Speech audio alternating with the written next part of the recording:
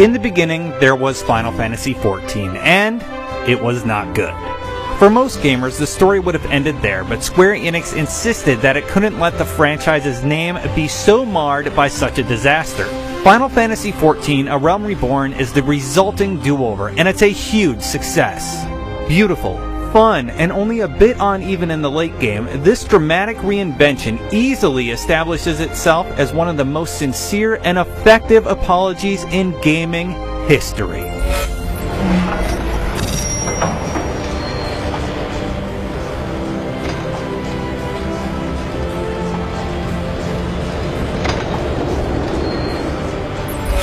It seems counterintuitive to praise a game for reducing its graphical quality, but in this case it was a good move.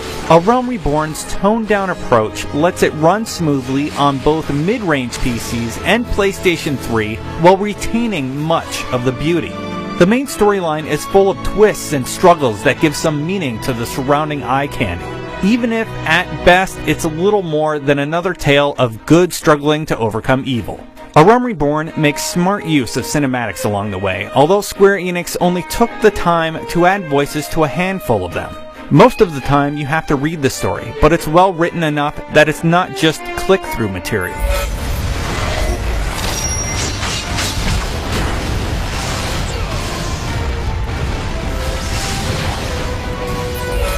Much of the great strength of A Realm Reborn's class system lies in its versatility. Simply switch out your weapon and you'll become whatever class is associated with the new weapon.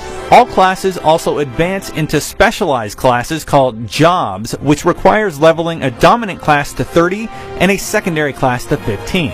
Not only does this design add the huge replay value of letting you level every class with the same character, but because you can borrow a handful of abilities from your secondary classes, it results in some really unique feeling character builds. Likewise, you become a crafting or gathering class simply by equipping the appropriate tool, and they level just like a combat class. It's a great idea, and that's why it's such a shame that the actual products of crafting don't outperform the gear from late game dungeons. They're still useful and necessary for enhancements and potions once you hit the raiding scene, but at this moment the payoff doesn't match up to the effort needed to level a crafter. Combat is drenched in MMO tradition, with some flashy animations that almost manage to mask the fact that it relies on the same system of tab targeting and hotkeys that have defined the genre ever since EverQuest. Global cooldowns are here in abundance, and most classes and jobs remain firmly rooted in a single role. A white mage, for example, will always be a healer. Initially, this seems like a disappointment, considering the advances in action combat made by games like Terra, but A Realm Reborn makes up for it by demanding group coordination and lots of movement in dungeons. Indeed, one of the best things about A Realm Reborn is the way it eases you into these later challenges. The early dungeons start out easy enough, but by the mid-30 levels, you'll start seeing dungeons and boss-focused trials that demand full awareness of debuffs and your surroundings. One of the best little touches of combat is that you can call your chocobo into battle with you, where it functions as a tank, healer, or damage dealer depending on how you spend your points. Aside from the main storyline, A Realm Reborn also delivers a wealth of side quests, guild hests that serve as group-based tutorials, guild leaves that function as daily quests of sorts, and even a hunting log for each of the grand companies that players can represent. True, many follow the familiar kill X of Y and FedEx template, but Square wisely kept the required body counts involved to a minimum. And then we have Fates. Fates are dynamic events similar to those found in Guild Wars 2 and Warhammer Online before it. In the early levels, they serve as a welcome counterpart to the normal quests you stumble across in the world. And a level matching requirement wisely keeps high-level players from griefing the events. They're a bit too good for leveling though, and by the late 30s, their effectiveness far outstrips any other means of gaining XP.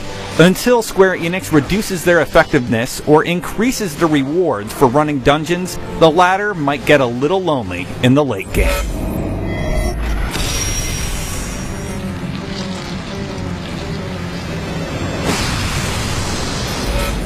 Final Fantasy XIV: A Realm Reborn is a great MMORPG experience on both PC and PlayStation 3. Grounded in tradition and learning from the lessons of the games that preceded it, it thrives on the strengths of its excitingly varied and flexible class system and highly mobile combat. The challenge ahead for Square is to achieve the delicate balance of questing, dungeons, and fates for the second half of the leveling process, as well as it has the first. But considering the stunning reversal of fortune that Square has achieved here, it seems like anything is possible. For more on Final Fantasy XIV, you know where to keep it locked, right here on IGN.